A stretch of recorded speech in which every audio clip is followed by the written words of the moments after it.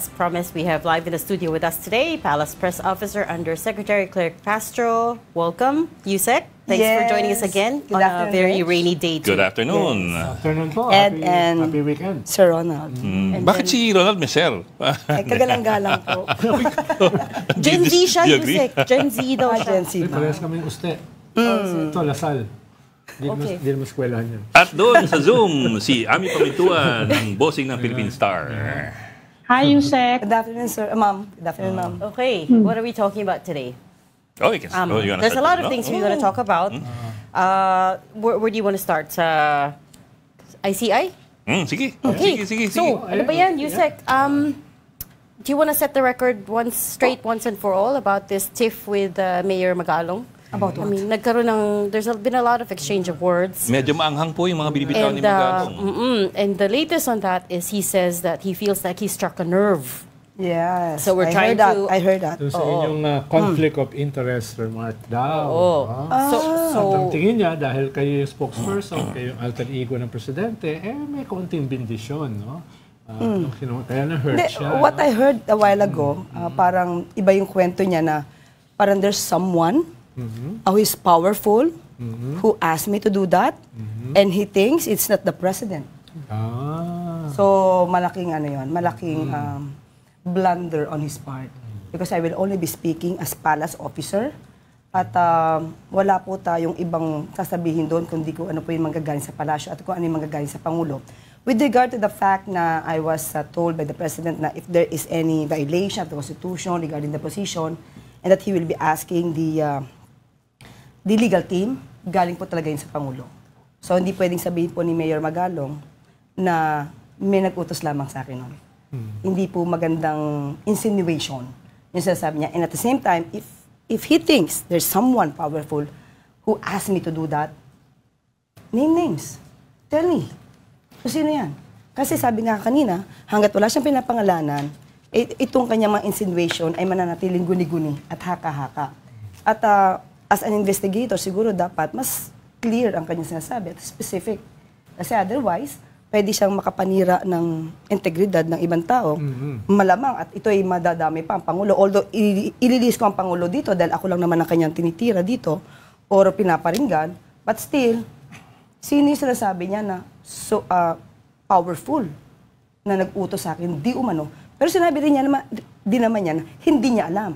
So, kung wala siyang alam dito, bakit niya pa sasabihin ito na may someone powerful na nag-utos sa akin pero hindi niya alam? So, parang contradicting. At meron daw may nagsabi daw sa kanya na hindi niya trabaho ang mag-imbestiga. Ang trabaho daw niya ay mag-advise lang. Alam niyo ba kung sino nagsabi sa kanya noon? Na hindi daw niya trabaho sa ICI na mag-imbestiga. Ang trabaho lang daw niya ay mag-advise. Kaya ano pang ginagawa niya ron? Isang dahilan daw kung bakit siya umalis. Okay, ganito po kasi yan. Na sabi na natin before na siya po ay inalok talaga ng Pangulo. Nalok siya po talaga. At tinanggihan niya po kasi. So kapag ka po nagdoble po yung trabaho niya, there will be conflict doon sa position. Hindi conflict of interest, but more on the position that it will be considered as against the Constitution. Kasi magduduwa siya. Why didn't the palace think of that before? I mean, you have to admit it looks bad on Malacanang because he was in position for what, a week? Bago binawi or bago siya nag-resign? No, hindi po binawi. Ganito po kasi yan.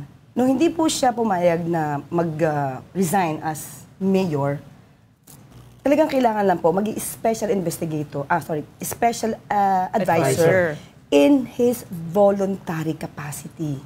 So, hindi dapat din nagko-conflict doon sa trabaho niya as mayor dahil voluntary lang po eh. Pero yung nakita po siguro ng marami na po nakapansin na nag-investigate siya, and at the same time, during sa EDSA Shrine Rally, he made a confession that he had no more time for Baguio as a mayor because he's too busy attending his obligations and duties to the ICI. So, definitely, magko-conflict yun, being a mayor. You're saying he tried to resign as Baguio mayor? Baguio City mayor? He did not want. He didn't want. Yes. Okay. So that's the reason. You're saying then that the palace expected him to resign? Kasi meron pong ino-offer. That's why may ino-offer sa kanya.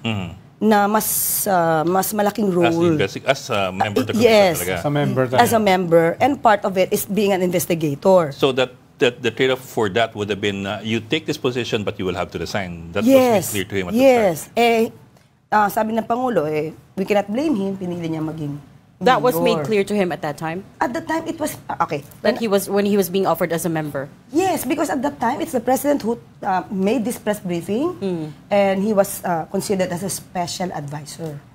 And at the same time, inamin din naman po ni Mayor Magalong na wala po siyang papel na hawak. So I think sana po nakakuha siya ng anong papel for him to know the details ng kanyang role and as yung kanyang gagawing obligasyon. Tapos, si Mayor Magalong sent me a video earlier featuring you on 2 separate dates.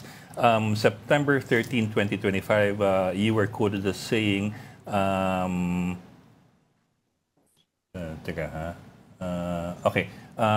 tinatalaga siya bilang special advisor. Hindi po,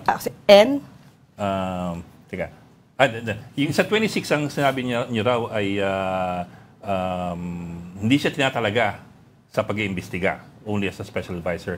Pero sa September 13, you were quoted as saying that he is an investigator as well. acting as investigator for the ICI, not special advisor and investigator. But when the president made his press briefing, it was very clear, even in the code card, his designation, or let's say, he was just considered as a special advisor. So malinaw naman po yun. And that's September 15. So September 15, mas latest po yun kaysa sa ating nasabi noong September 13. Because nga po of his refusal to let go of the position as mayor of Baguio. So hindi po sila nag-usap beforehand na, Mayor, you'll need to resign po before I can give you this position.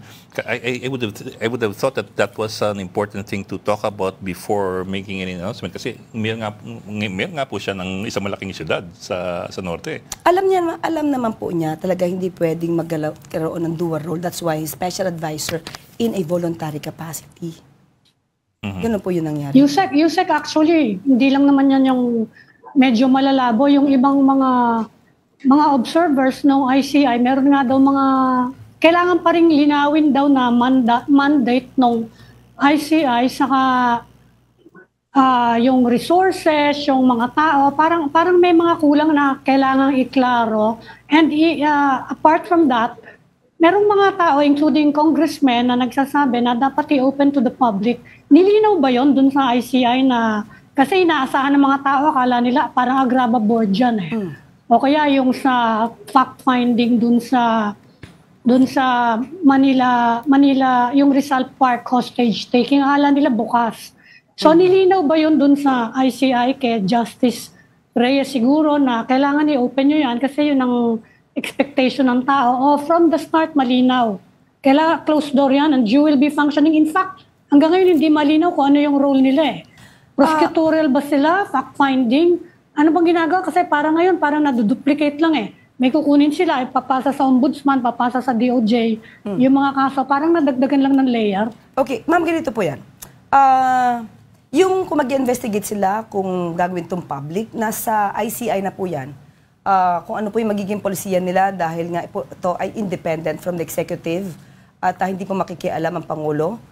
Sa kanila na po yan. Kung ano yung proseso pong gagawin nila, nasa ICI na po yan. At yung sinasabi niyo po, ano yung isang question ni Ma'am Ami? Yung role niya, prosecutorial ba siya? Fact-finding, ano ba exactly yung dapat gawin? Base sa EO 94 po kasi as we speak po, ang sinasabi po dyan ay recommendatory po. So lahat po na magagather nila na documents, they recommend it for the filing of the case to the ombudsman or to the DOJ po.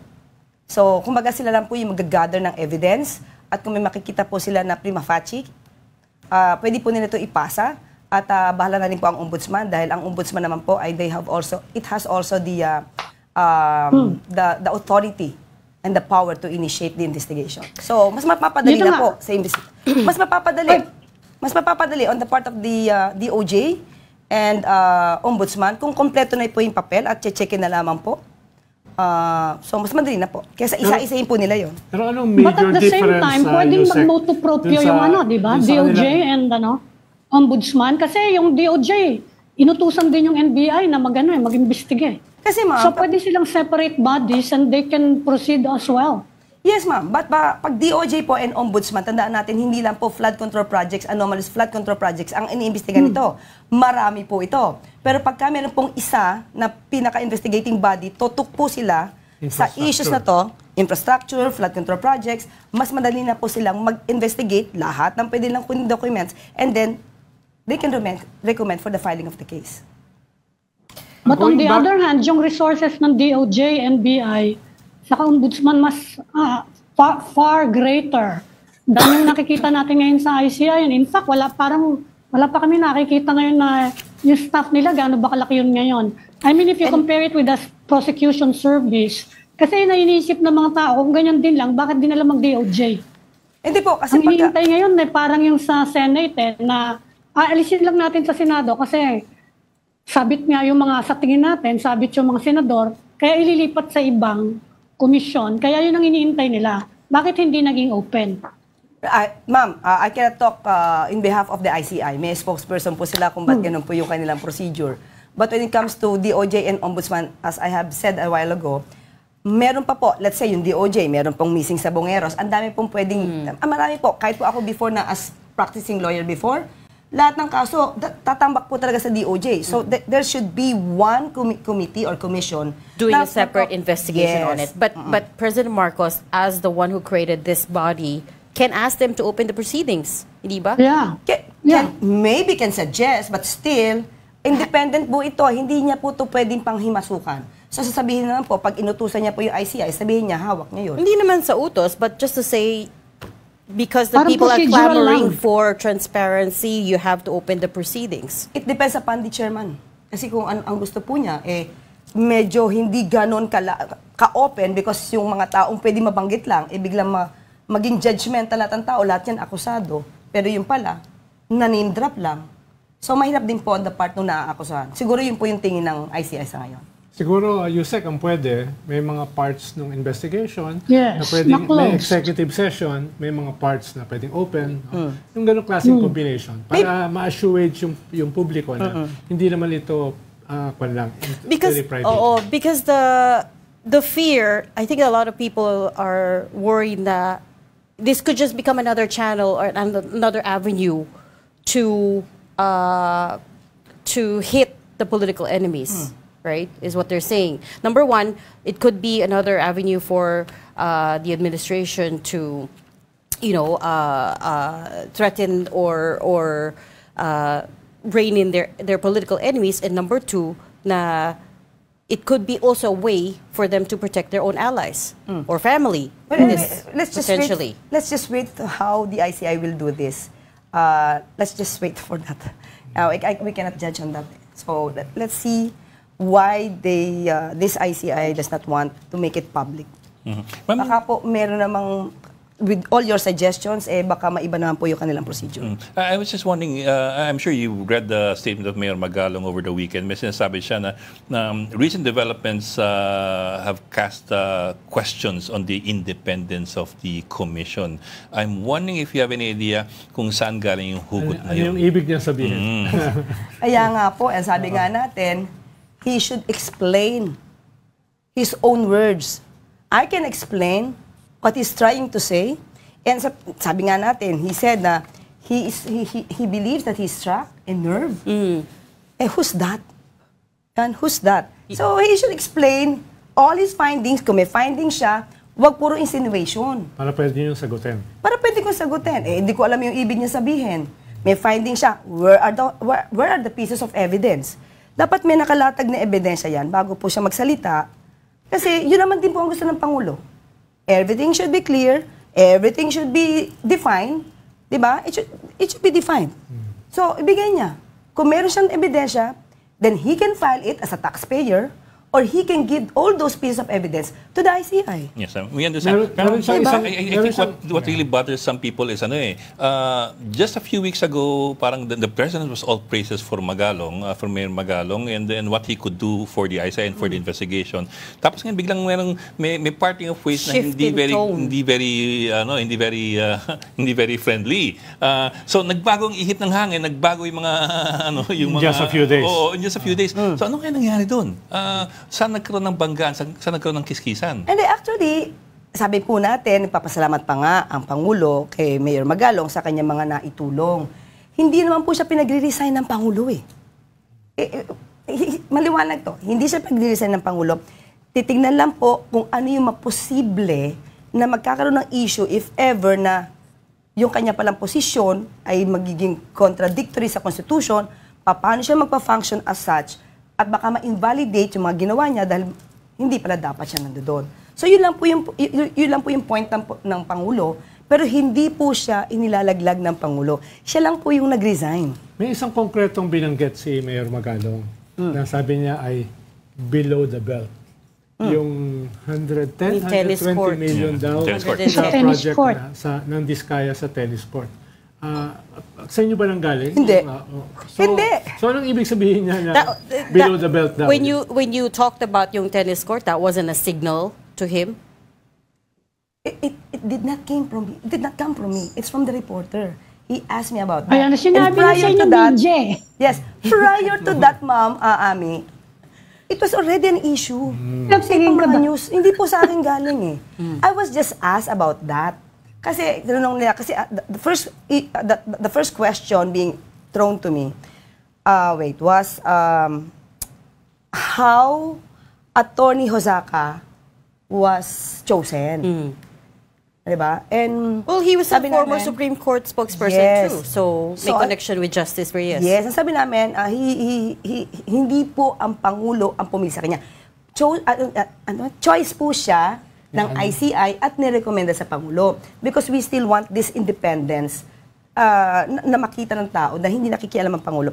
And a follow-up of that, because of yun na nga nangyari kay Mayor Magalong. Pero nagiging issue na po yan. That's why I was able to ask that to the President a day before.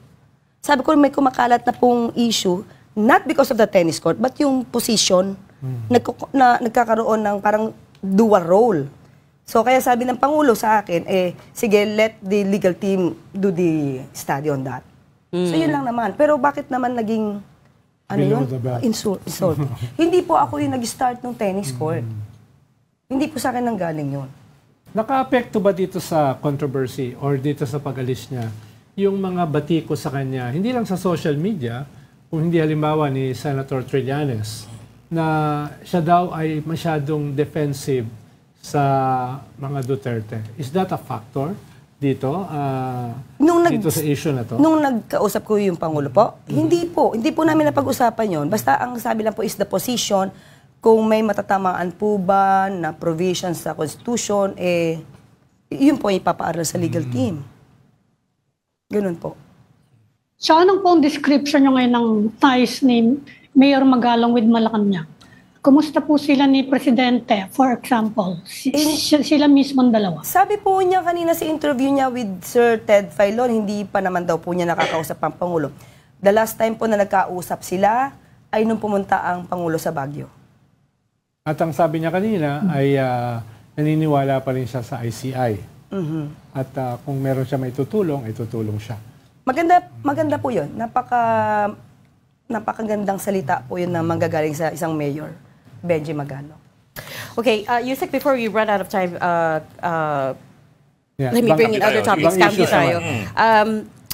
Some people are criticizing you for allegedly defending former Speaker Martin Romualdez. Why are you serving as his spokesperson daw when you are the palace press officer and your only job is to speak on behalf of the palace? What do you have to say to that? Hindi ko na maalala exactly what you Yes. said, but you did say something at a press conference, more or less defending him. Siguro the people who had this kind of remarks on me, they should have watched in full the press briefing. What I said is about the narrative or the statement of the Vice President attacking Congressman Romualdez and going to the president. So, I have to tell to the people, this is not supposed to be the procedure. When you say na, and I quote, kung di ako nagkakamali, oo, balita, that's the word, nababalita na siya tumanggap ng suhol. It's all about Romualdez. So, I have to correct that, not to defend Romualdez, but to tell to the people that this should not be the procedure. Not all the people that will be mentioned, they will be considered as already convicted. There's no conviction. That's why ang sabi ko, iba po ang na-mention at iba po yung may conviction sa korte. So, after that, sabi natin, kasi sinabi niya, yung floodgate gown is going to the president. So, I have to refute that allegation. Because the president was the one who started all of this for the investigation of the anomalous flood control projects. So kaya nyo sinabi yon dahil yung atake kay Speaker Martin ay linked dun Yes. sa atake kay President Opo. Marcos ni Vice President. Yes. Yun yung context. No? Yes, so from the start pa lang, and I even said in the briefing na hindi ko po dinedepensahan si Congressman Romualdez, nagkataon lang, ito po yung pinaka-konteksto na sinabi ng Bise. Ini-start na kay Romualdez at nililink niya ang Pangulo. So I have to refute everything na sinabi niya. And kahit naman sino, ito naman ay para in general, applicable na to sa lahat. Hindi lahat na na-mention, lahat guilty na. Yun naman yung gusto nating sabihin. Totoo naman po So, yun. that's true. But Speaker Romualdez, Congressman Romualdez here has culpability as well because he was speaker when all of these budget insertions allegedly happened. It's up to him to defend himself.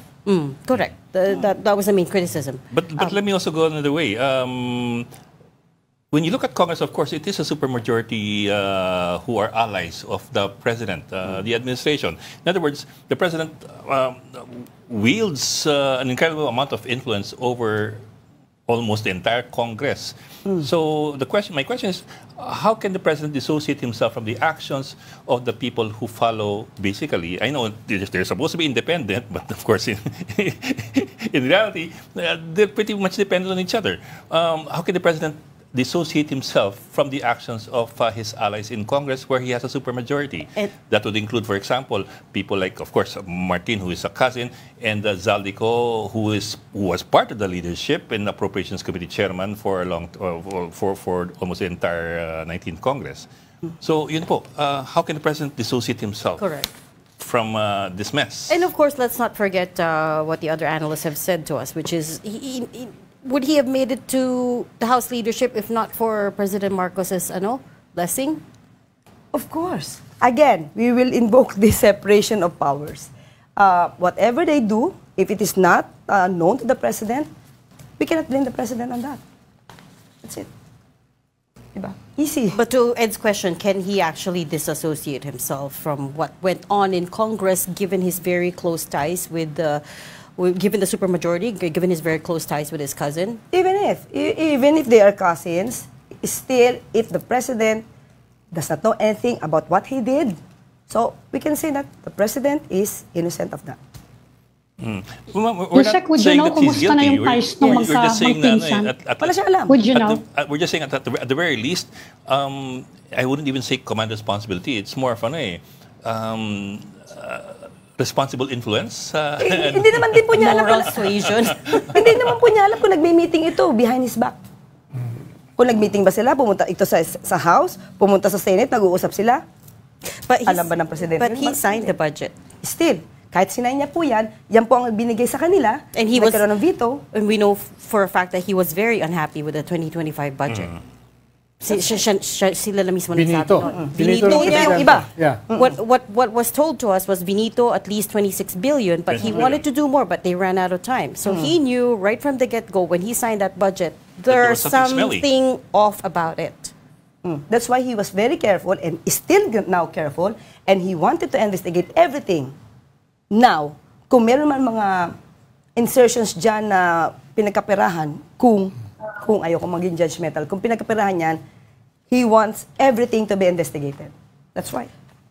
How would you... Yusek, kumusta sila ngayon? Sila nang magpinsan. Would you know? Have they been talking? Would you know? Personally, hindi ko po kasi nakikita si Congressman Romualdez sa vicinity ng Malacanang. So, wala po akong personal knowledge.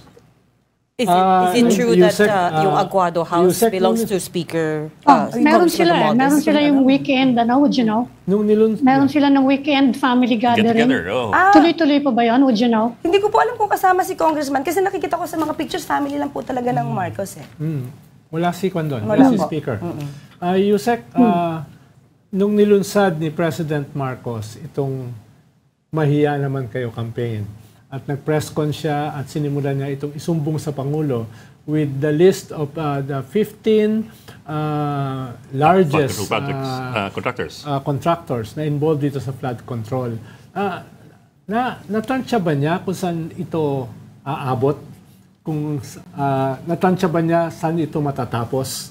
No? Dahil ang tinatamaan kasi primarily is political allies. Ibig sabihin, at the back of his mind, alam niya na ito ay pwedeng umabot sa kanyang political base at hanggang saan niya ito gustong dalhin.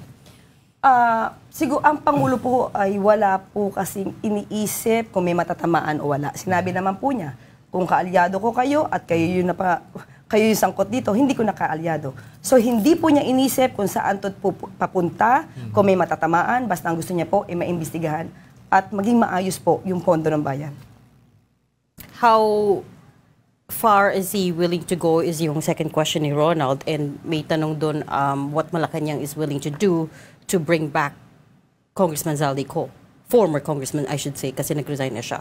Well, depende na po yan sa House. At kung may kaso na po yan, if there will be a warrant of arrest, Well, the DOJ put him on blue notice, right? It's a blue notice. It is all about the whereabouts of Congressman Zaldico. But once there's a case, and once the warrant of arrest is issued by the court, well, he could be considered as fugitive, and there could be a call for a notice or request for a notice. Or even a cancellation. Yusek, nabanggit the din passport, ni President ng Malacanang na the President is ready to undergo a lifestyle check at kasama na doon yung pagre-release ng SALN niya. Kailan kaya yun mangyayari? Can we expect it anytime soon? Alam ko po, meron pong gagawing memorandum at sa isang ahensya for this lifestyle check. So, inaabangan lang po natin. What do you mean? Sorry. Yung Yusek. SALN niya, Para kung anong ahensya i-release na ba? siyang magsasagawa Sa ng lahat lifestyle ng check. mga government officials. May isang ahensya na mag-uumpisa nun. Yes, po. Or a memo. A memorandum na yan. gagawa nun. Tapos pwede kasi may existing agency na gagawa nun. To conduct the license. Lifestyle check From for that. And how far from reaching top to would it bottom? be? Let us see, hindi ko pa po nababasa. Hindi ko pa po nakikita kung ano Yung yung memo. yung memo. Oh, kasi that would be interesting eh. I mean, that would be really Yeah. interesting. Yung SALN kaya, yung SALN ni Presidente, hindi naman kailangan ibigay yung buong detalye. Ang nakukuha lang namin nun actually yung parang summary eh. Ano yung asset mo, liabilities and net worth. Yun lang naman. Kasi yung iba, alam ko, I've talked to some officials, sabi nila, natatakot sila na lalabas yung detalyado nila doon ng mga assets. Baka daw sila ng mga criminal or something like that. Anyway, what the people need, yung final declaration lang. Kasi kahit redacted naman yun lang asset mo, liabilities mo, and your net worth. Pwede ba yung makuha na? Itatanong ko po sa Presidente. Pangulo. Ang sabi naman po dati ng Pangulo ay handa naman po siya. At itatanong po natin sa kanya. Sa context nitong ombudsman, dahil was with gonna ask the same thing. this landscape, very volatile, It's ano bang, nasa na yung status ng ombudsman? It's going to be a very important position. Ngayon, alam niyo na ba kung paano, ano yung timeline dito? Dahil very critical at this point. Sa pagpili po, Sa pag-appoint. hindi ko pa po natanong ang Pangulo.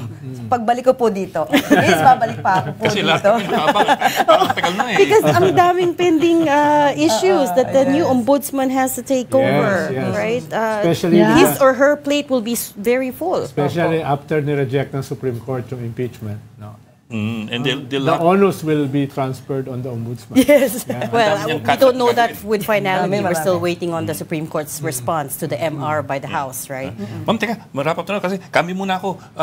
Yung September 21, we're trying to wrap our heads around what really happened there. Kasi ang sabi ng pulisya, mga grupo ng mga rapper yan, mga Jejemon. Hindi, Jenjen nata sinabi. Hindi Jejemon eh. Jeng-jeng. Jeng-jeng. Di ko Jeng, ba yung Jeng, Jejemon? sus. Oo. Trying kasi ganun. maging Gen Z. So we're trying to figure out, so what, kasi on one hand, you have the police saying that, and I think also Mayor Isko Moreno saying na parang something like that eh. On the other hand naman, there was you and there was John Vic Remulla saying that there was an attempt To burn Malacanang. to assault Malacanang and burn it. Meron po nakita talagang video eh. Meron po talagang nagsalita at ihanda ng lighter. Lighter. At sumugod sa Mendiola. Meron po talagang video. But my question to you is, do you think that there was a concerted, conspired effort to do it, or sila ko lang ang damdamin yun? A conspiracy. Kasi magkaiba yun. It's different when you have a plot to assault Malacanang and conduct an overthrow versus nagkasamaan ng loob at naglabas ng lighter.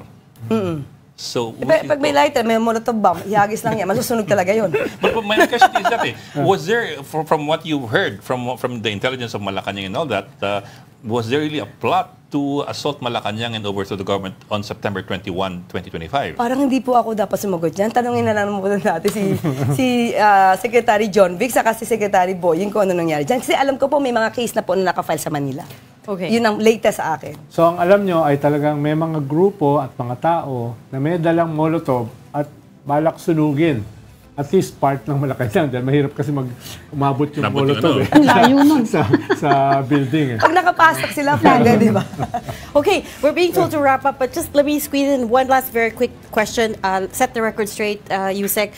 ICC case ni former President Rodrigo Duterte, is it true that the government has no objections to his interim release?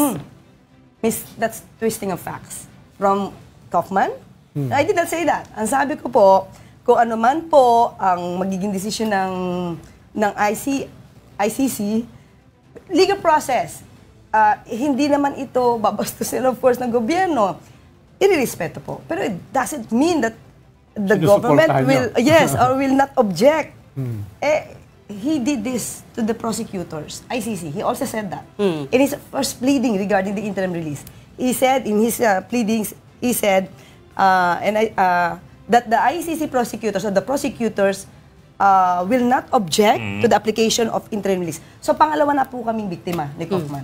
Okay, so it's Marcos administration has not made overtures to ICC at this point, saying that they As don't well as object wala to naman anything. kayong legal role we sa do not ICC. we have nothing to do with the ICC case. Okay. We'll leave that there. We've run out of time. Marami pang issues, but we hope to have you back another time. Thanks so much for talking to us today. Palace Press Officer Undersecretary Claire Castro. Thanks so much. Thank you, ma'am, for joining. Thank you. Maraming salamat. Thank you, I'll be Yusek. back. This is Thank you, your Ma'am. first in-person. Yes. Ba't ang Yeah, bait-bait mo First yun? time you guys met in person. Madalas naman ako mabait. Subdued siya today, no? Pag in person pala subdued. Hindi siya heckler. Thank you, sir. Ang bait ni Sec Ronald today, ah.